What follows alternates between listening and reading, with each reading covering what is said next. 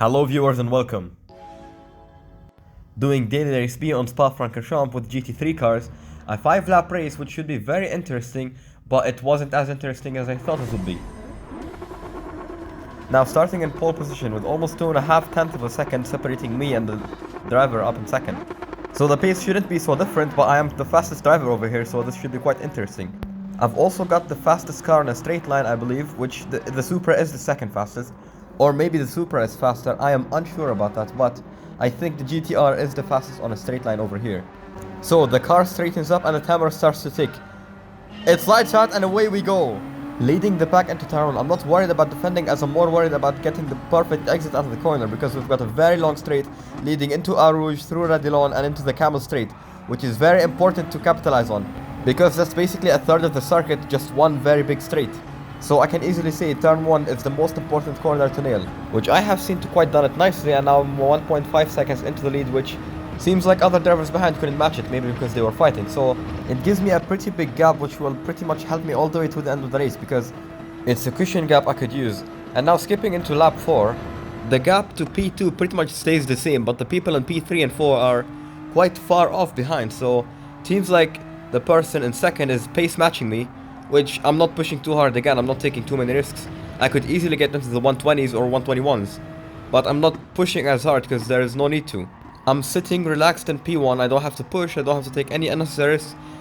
Despite the driver behind me being quite close to me, I don't think he's close enough to make any sort of threat, so I don't really have to push, I just have to make sure he doesn't overtake. And now as I go through P1, a very interesting phenomenon decided to happen, which it never happened to me in my 3 years of playing Gran Turismo, ever. The server has terminated the session. What does that mean? I have no idea. It never ever happened to me up until now, so it's quite shocking to me. So now up into the next race, again starting in P1, this time somehow in a higher ranked lobby, but the drivers are slower, which doesn't make sense, but in Gran Turismo a lot of the time the people with lower sportsmanship tend to be faster than people with higher sportsmanship, which I quite have zero idea why, but it has been a recurring theme in both Gran Turismo Sport and 7. So anyway, as the clock starts to tick and the cars approach the line, it's lights out and away we go. Being the lead car, I'm very cautious about entering the corner correctly to maximize the exit of the corner, which is again super important on a straight which is pretty much a third of the track, and I seem to have nailed the corner pretty much perfectly, slowly building the gap between me and the other drivers behind, and you can see the gap just increasing bit by bit by bit. So up in P1 again, I'm pretty much pissing off into the sunset after turn 1, which is quite a Sebastian Vettel move, but you tell me in the comments. And no, I don't mean the here comes Vettel part, I mean back in 2012 when Vettel was still in Red Bull, which I believe Vettel should go back to Red Bull somehow, which I have no idea how it would happen. Anyway, I'll be skipping forwards a little bit to where I'll be serving a penalty that I have picked up over clumsy mistakes going over the track limits. Therefore, my position will be handed over to the Dutch driver behind, who was gonna take it as you see him overtaking me.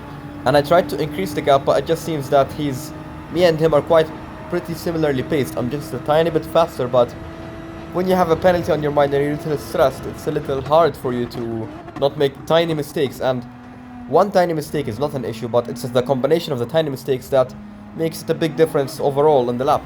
So here we go, with him starting lap 3, I'm pretty much a second down after serving my penalty, which is super annoying. You're pretty much a sitting duck, and when the car overtakes you, especially around Spa, over the straights, the slipstream can be very useful, but in the corners, the dirty air just makes you that tiny bit slower. It's not as big of an issue in GT3 cars, but skipping to the final lap, you can see 2.5 seconds, he's just that bit faster, and I decided to push hard on the final lap.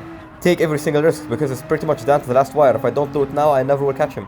So you can see me pretty much decreasing 1 second in these couple of corners, and that was pretty big. It seems like he made a tiny mistake, which again, I made zero mistake in there, and pretty much made me gain this whole second, which came out of nowhere, pretty much out of thin air.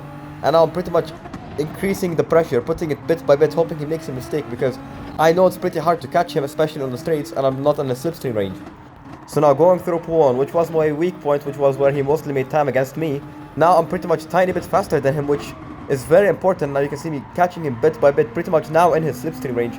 So if I want to catch him by the end, I will have to end up in his slipstream range all the way down to the final straight of the lap. But it's easier said than done because the gap is not quite 7.5 seconds, it's more like 9.0, which is again increasing.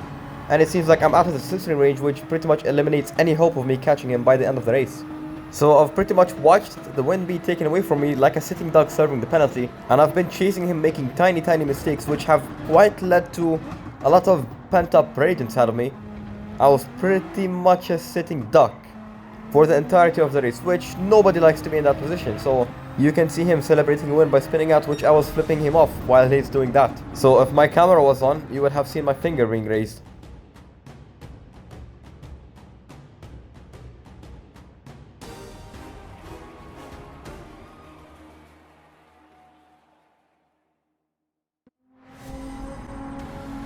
So going into the third and final race, again in P1, with pretty much the same gap between this and the other race, compared to me and the second driver.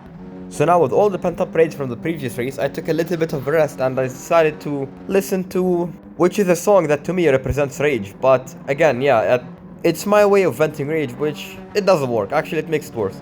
Anyway, as the cars approach the line, the clock starts to tick. It's lights out and away we go. You can see me playing with the MFD, trying to turn off DCS while almost turning on fuel saving mode, which is not a good idea, especially on the very long straight, which has led to me making a tiny mistake, therefore just brushing the barrier because I braked a bit too early and I turned in a little too early. But again, it's not that big of a mistake and it's not compromising my exit that much. So as I'm going down the straight leading through El Rouge into Radillon, you can see the Supra behind is just not the faster car, despite it having the slipstream on me, which again proves my point. The GTR is the fastest car on the straight here.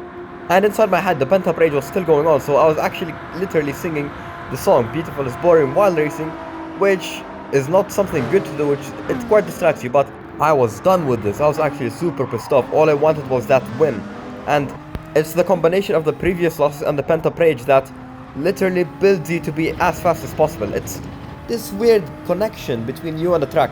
You literally are not conscious, it's the subconscious you driving. So now skipping to the end of the lap, the gap is about 1.8 seconds as I'm going through the final bus stop chicane and starting the second lap. There you go, cutting the line, finishing the first lap, and now finishing the second lap, and again finishing the third lap, and now finishing the fourth lap, starting the final one, increasing the gap every single lap, and now up into 4.6 seconds into the final lap through the bus stop chicane.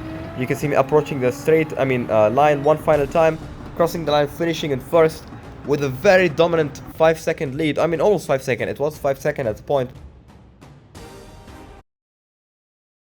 Now the in-game audio cut for some reason, but I just want to say a subscribe would be much appreciated.